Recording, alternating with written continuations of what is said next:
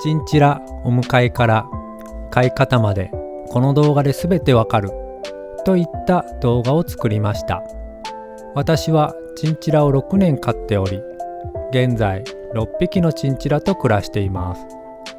繁殖経験もありますので、この動画を最後まで見ていただけたら、今からチンチラのお迎えを検討している方、現在進行形でチンチラを飼育されている方、繁殖を考えている方にはお得な情報が手に入りますので、ぜひ最後まで見ていってください。また YouTube の字幕設定をオンにしていただけるとより分かりやすくなると思いますので、設定をお願いいたします。それでは始めましょう。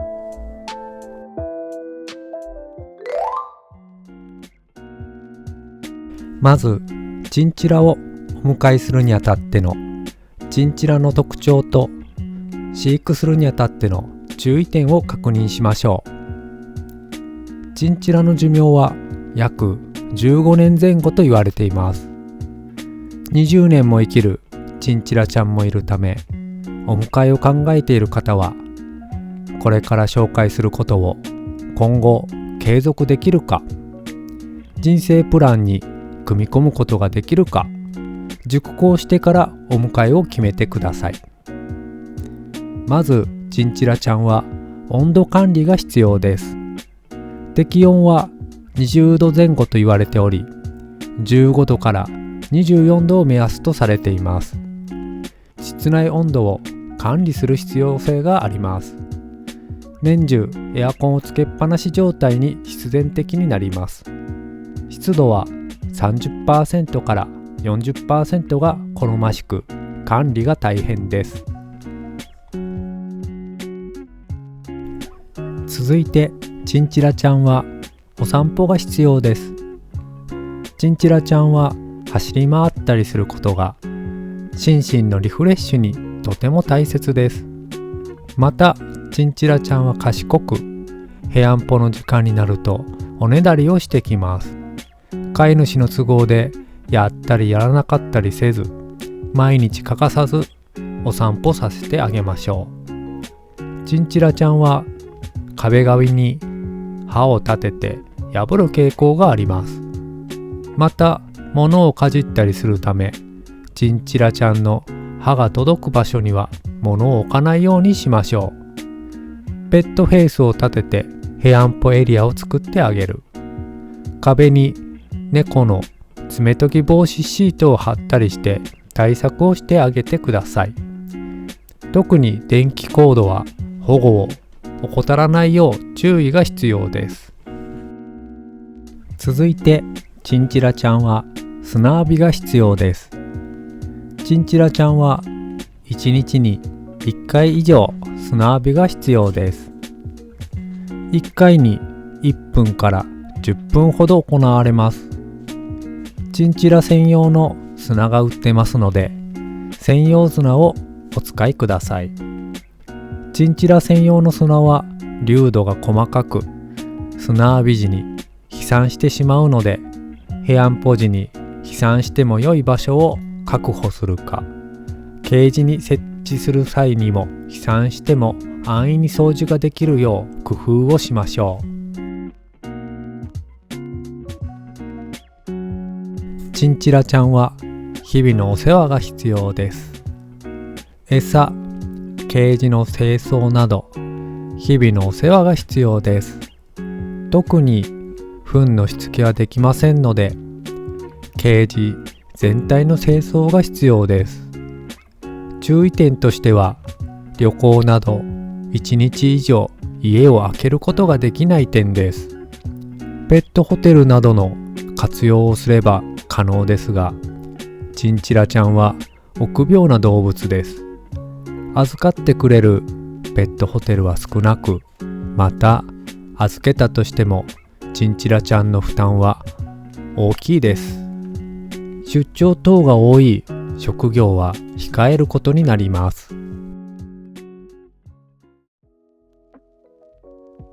近くにエキゾチックアニマルも診療してくれる動物病院があるかあらかじめ確認しておきましょう。動物病院は犬猫しか見てくれない病院がほとんどなので、いざチンチラちゃんが病気になった時に慌てないよう事前に確認しておきましょう。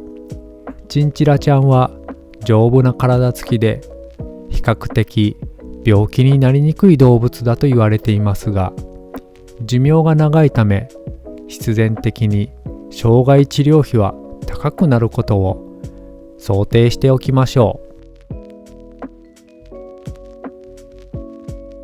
最後に確認することは、この癒し力抜群の姿です。チンチラちゃんは頭がよく、名前を呼んだら来てくれたり、触るとモフモフで気持ちよかったり、日常のストレスが解けていきます。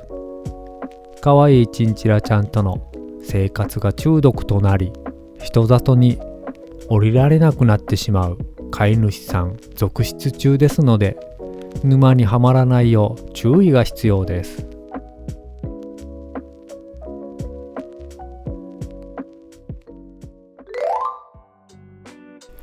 お迎えを決めたら、チンチラちゃんと暮らすための準備をしましょう。まずチンチラちゃんの暮らすケージを用意しましょう。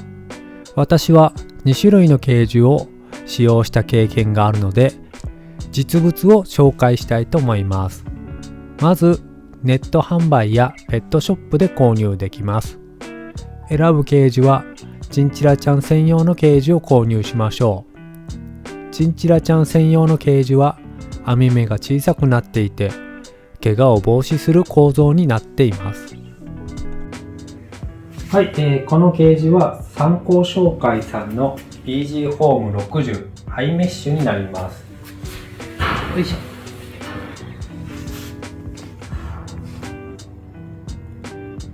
チンチラちゃんの排出物がこのように下に落ちるような構造になっています。下部の網はチンチラちゃんの足が入らないように網目が小さくなっています。こんな感じでね、人間で言ったら小指がギリギリ入るぐらいのサイズです。この網目が大きいと足が誤って入ってしまい、びっくりしたチンチラちゃんが暴れてしまい骨折する恐れがありますので、チンチラちゃん専用のケージを買うようにしてあげてください。壁になっている網もチンチラちゃんの頭が入らないぐらいの大きさ、こちらは親指入るかなぐらいですね。こういった形になってますので、極力網目が小さいケージというのを選んであげてください。チンチラちゃんは上に登ったりする動物になるので、予備がこれしかないんですけど、こんな形でですね、ステップ、これはこうやって設置できるんですけど、こういった形に上にステップでチンチラちゃんの小屋をつけてあげたりとか、木のステップなどが売ってますので、それを設置して螺旋状にして極力落ちないような形で設置してあげて、チンチラちゃんが落ち着くようなケージ作りを心がけてあげてください。で、この参考紹介さんのケージが今一番流通している感じがして、一番コスパがいいような気がします。この動画を撮影している2025年1月2日時点で Amazon さんでの価格は 18,000 円ぐらいでした。で、一つ注意点が、一つじゃないな、2点ぐらい注意点が、こういう網目のところでチンチラちゃんが生活していると、チンチラちゃんの足の裏、肉球ですね、そこにダメージがいってしまって病気になることがありますので、よくチンチラちゃんが過ごしているステップ、小屋だとか、ここでチンチラちゃんがよく寝てるよっていうスペースがあったら、マットを引いてあげてですね、足にダメージがいかないような工夫をしてあげてください。それと、ちょっと網なので、見栄えがね、ちょっとあんまり美しくないのかなっていうのがデメリットですかね。それと、うちのチンチラちゃんではありませんでしたが、時々ね、チンチラちゃんが出してーっつってここで加えてガンガンガンガンってするんですね。そうするときにちょっと顎を痛めてしまったりとかすることがあるので、噛み癖があるチンチラちゃんとかは一度ケージを交換するとか検討してあげてください。続いて紹介するのはラッキーペットさんのケージです。窓がガラスでできてるケージです。ここに鍵があって開けたらこんな形になります。でこの構造だと網があまりないのでかじることができないようになってますので、先ほどのケージより安全だと感じています。またガラスなので、チンチラちゃん映そう。こんな感じで見た目がかなり良くなっています。今チンチラちゃんが寝ているところを撮影してるんですけども、ガラスなので、こういった形でチンチラちゃんもよく見えるような感じになっています。よもぎもプチュプチュになってます。現在このケージは Amazon で販売していませんが、同様のケージが売っていると思います。で、ありがとう。かわいい。かわいいな。で、戻そう。でこちらのケージも下部が引き出しになってまして、排出物を簡単に掃除できるようになっていますが、Amazon で同様のガラスの扉のケージ売ってたんですけども、この下部の引き出しがないタイプなどがありましたので、購入する際はしっかり確認して購入してください。でこのケージは約ちょっと6万円ぐらい高いのがデメリットになっているのと、ガラスがここで固定されてるんですけども、パッキンで固定されてるだけなのでずれてきます。なので締め直しとか、そういった微調整があるのがデメリットかなと感じています。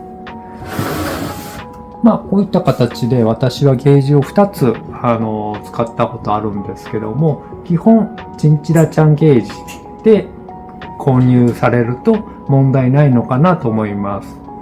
で、チンチラちゃん一匹一匹個性がありますので、その子に合わないケージだった場合はまた新しくケージを購入とか、そういったのを検討していただけたらなと思います。はい、その他に購入するものを用意しました。まず必要なのがかじり機で、給水器、部品がここにはないんですけども、ケージに給水器がついてます。そういったものを準備してあげてください。で、かじり機は木をかじることで刃の長さを整えてくれます。これですね。こんなんとか、こんなんとか。で、かじり機のお菓子みたいなのも売ってます。このかじり機をかじることで刃の長さを整えてくれるので、体調管理のためにぜひ準備してあげてください。かじり機は消耗品になりますので、すぐ交換が必要になります。あとはチンチラちゃんの砂浴び用の砂ですね。こちらはチンチラちゃん専用のものを用意してあげてください。動画の冒頭でも紹介しましたが、粒度が小さいチンチラちゃん専用の砂を購入してあげてください。それとその砂を入れる容器ですね。であとは主食であるチモシーで、副食であるペレットですね。こういった食べ物をお迎えする前に事前に準備してあげてください。続いてチンチラちゃんをお迎えしましょう。一般的にはペットショップ、ブリーダーさん、里親募集などでお迎えすることができます。一般的にはオスの方がおっとりしていて、メスの方が気が強いと言われています。しかしオスは縄張り意識が強いため、多頭飼いをすると喧嘩をするため、多頭飼いをするならオス同士よりもメス同士の方が喧嘩しにくいと言われています。私も経験上メスの方が気が強い気がします。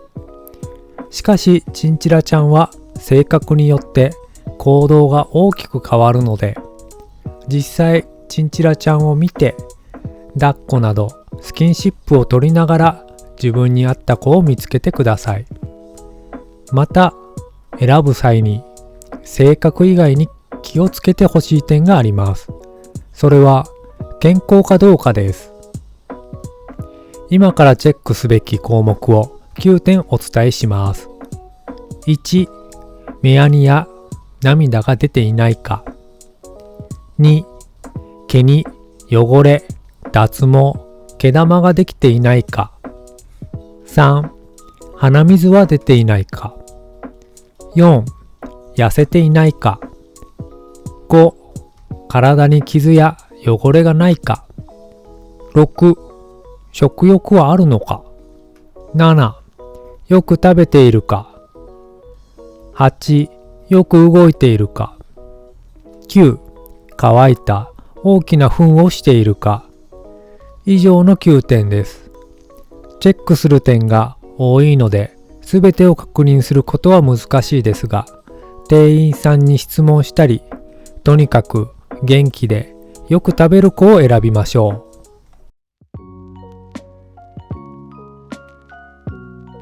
続いてお世話のやり方です。念願のチンチラちゃんをお迎えしてすぐに懐いてほしい、遊んであげたいと流行る気持ちはわかりますが、少し様子を見てあげましょう。チンチラちゃんは臆病な動物なので、急に触ると警戒してしまいます。お迎えしたら環境に慣れるまで1週間ほど休ませてあげましょう。お世話も餌やり、清掃などできるだけ早く終わらせて、慣れるまでは極力ストレスを与えないようにしてあげてください。餌については主食のチモシーをいつでも食べれる状態にしてあげてください。チンチラちゃんはなかなかグルメです。気に入らないチモシーだと全然食べてくれません。その子が気に入るチモシーを根気強く探してあげてください。服食のペレットは商品に記載してある適量を与えてあげてください。おやつは与えなくてもいいですが、慣れてきたらスキンシップツールとして少量与えましょう。名前を読んで来てくれた際に与える、ハイタッチをしてくれた時に与えるなど、そういったことを行うことで芸を覚えてくれたりもします。注意点は乾燥したものを与えてください。水分が多いとすぐにお腹を下してしまいます。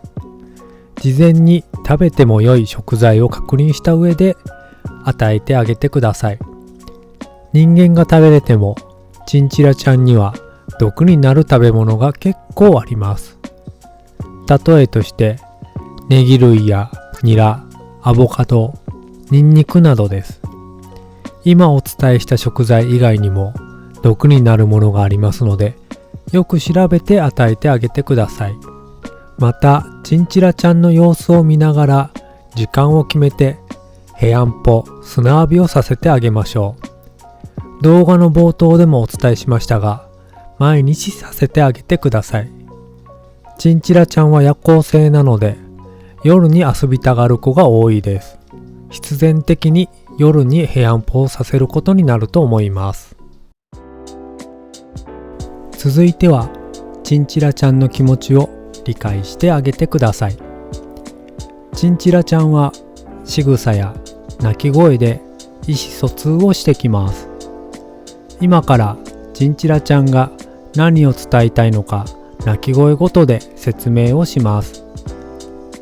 これから流れる映像の鳴き声を聞いてみてください。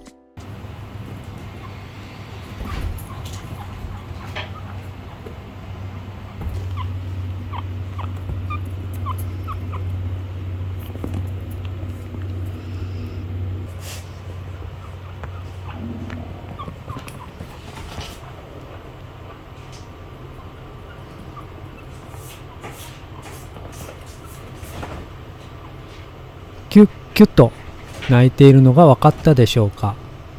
これは喜んでる時の鳴き声です。へやんぽ時や遊んであげてる時にこのような鳴き声をします。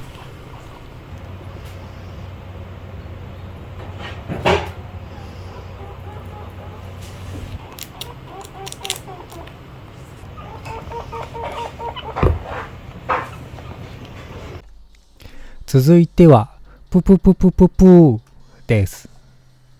この鳴き声は不満の時の鳴き声です。平安歩中に私がスマホを見ていたり、遊んでほしいのに遊んでくれなかった時や、不快な音が少しした時など、この鳴き声をします。少し不満や拗ねている時の合図だと思ってあげてください。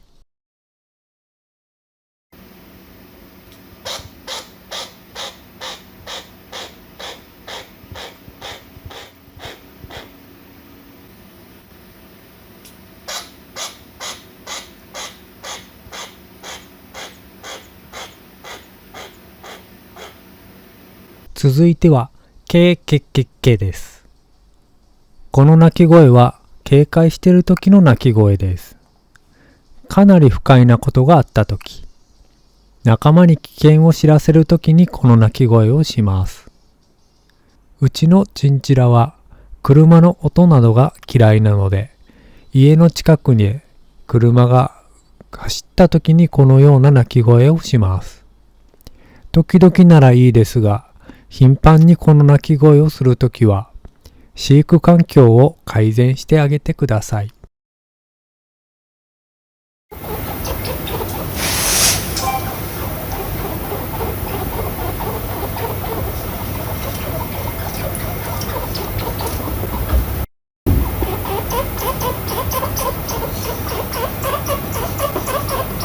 これは発情期のオスの鳴き声です。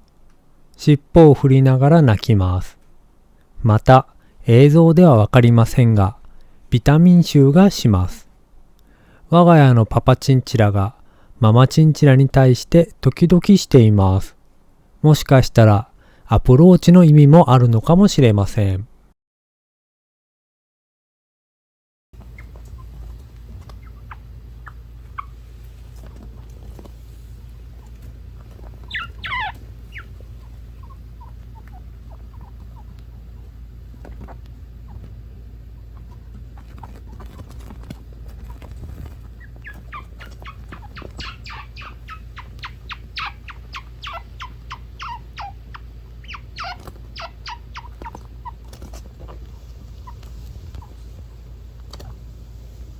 この鳴き声は赤ちゃんチンチラが甘えている時の声です。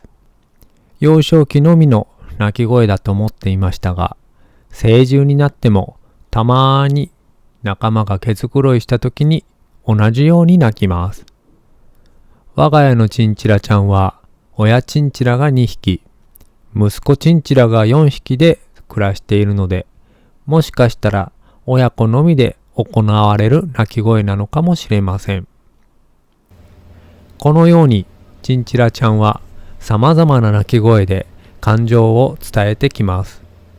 この他にも寝言を言ったり、撮影できず紹介できなかった鳴き声もあります。チンチラちゃんと暮らすとだんだん分かってきますが、チンチラちゃんの意見も聞きながらお互い幸せに暮らせるよう工夫しましょう。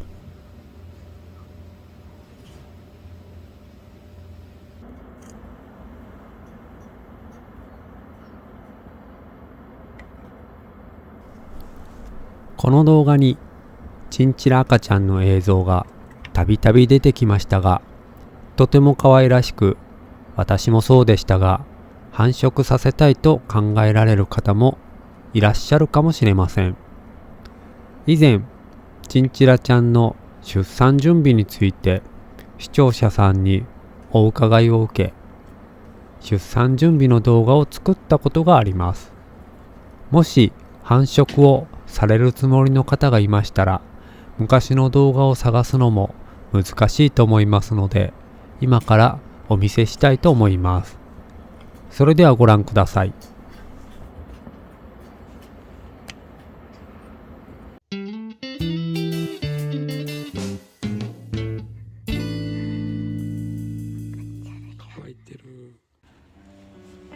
今回は視聴者さんからチンチラの出産準備を教えてほしいといったコメントをいただきました。一応チンチラの出産を2回経験しているので簡単に回答しましたが、より分かりやすいように動画にて詳しく説明しようと思います。ということで今回の動画はチンチラ出産に向けての心構え5つのことを紹介したいと思います。それでは今回の説明する心構えですが、1、出産予定日を想定する。2、生まれてくる赤ちゃんの数を確認する。3、出産環境を整える。4、出産時の心構え。5、赤ちゃんの育て方の5項目です。では早速説明していきます。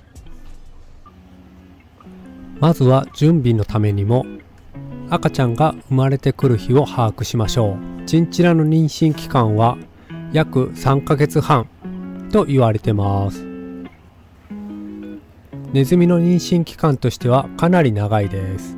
問題なのはいつ妊娠したか判断する方法ですが、よく言われているのが膣腺を見つけたら妊娠した可能性が高いです。膣腺はオスチンチラが射精した後に入れる物質だそうです。なので膣腺を見つけた日を記憶して出産日を予測します。それとオスチンチラがプフープフーと気の抜けた鳴き声がしたら成功に満足した証となります。実際の鳴き声はこんな感じです。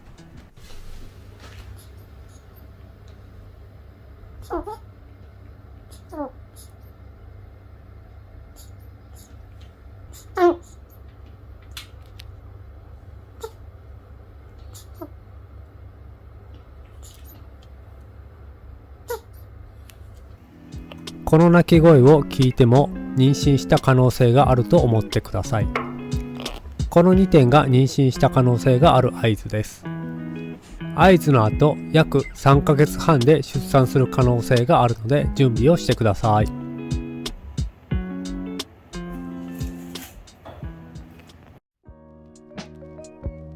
しばらくするとメスチンチラのお腹が大きくなってきます。確実に妊娠したと思ったら病院でレントゲン確認をしましょう。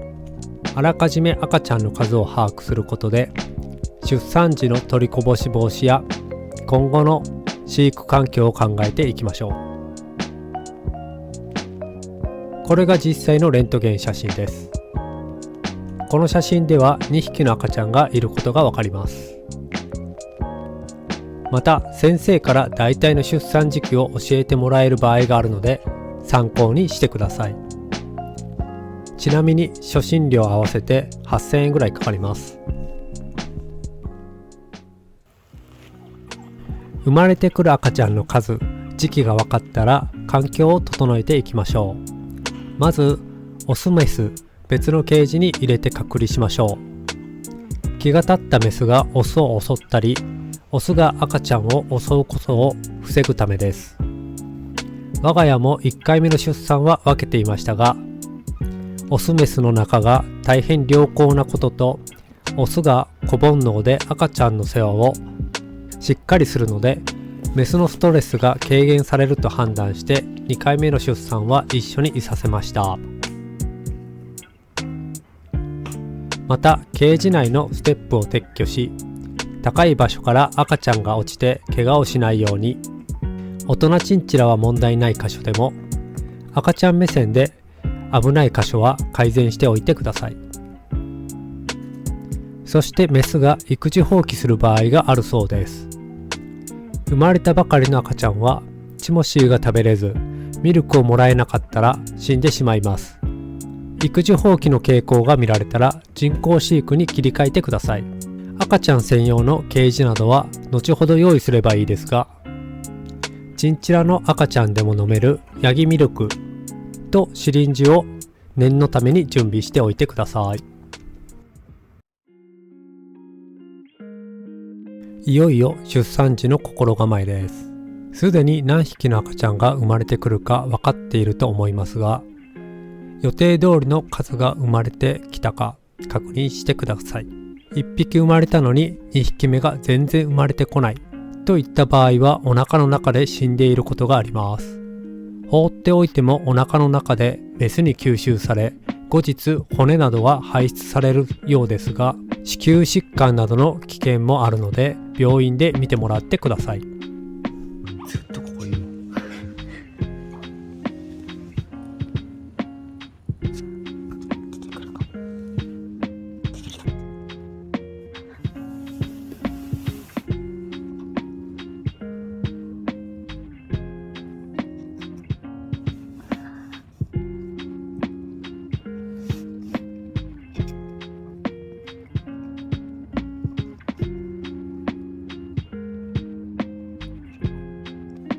そして出産が終わると胎盤が出てきます。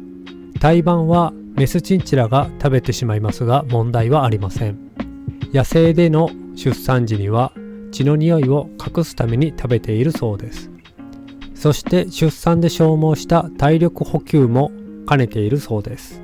もともと草食動物のチンチラが胎盤を食べるとお腹を壊すという話も聞きますが、我が家は栄養補給のためそのまま食べさせました。飼い主の判断で食べさせるか決めてください。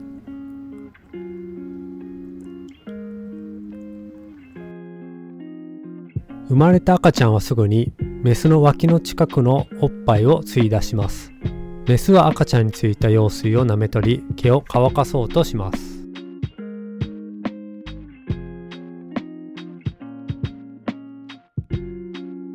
そういった母子の一連の動作を見て、育児放棄の兆候がないか確認してください。